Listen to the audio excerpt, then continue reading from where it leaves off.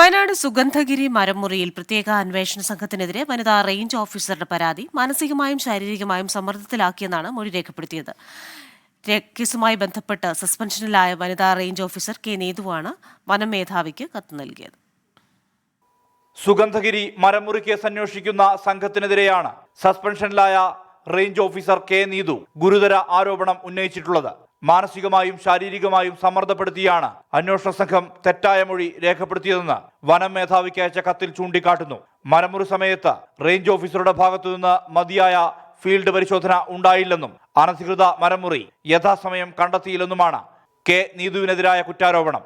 എന്നാൽ ഈ ആരോപണങ്ങൾ തെറ്റെന്ന് രേഖകളുടെ അടിസ്ഥാനത്തിൽ തെളിയിക്കാൻ കഴിയുമെന്നും റേഞ്ച് ഓഫീസറുടെ കത്തിലുണ്ട്. അനധികൃത മരമുറി കണ്ടെത്തുകയും തടികളും വാഹനങ്ങളും കണ്ടെടുക്കുകയും 10 പ്രതികളെ അറസ്റ്റ് ചെയ്യുകയും ചെയ്തത് തന്റെ നേതൃത്വത്തിലാണെന്നും കത്തിൽ പരാമർശിക്കുന്നു. സുഗന്ധഗിരി മരമുറിയിൽ DFO എ ഷജിനയെ സ്ഥലം മാറ്റിയ നടപടിക്കെതിരെ വനം മന്ത്രിക്ക് പരാതി നൽകിയിരിക്കുകയാണ് ഗസറ്റഡ് ഫോറസ്റ്റ് ഓഫീസർമാരുടെ സംഘടന.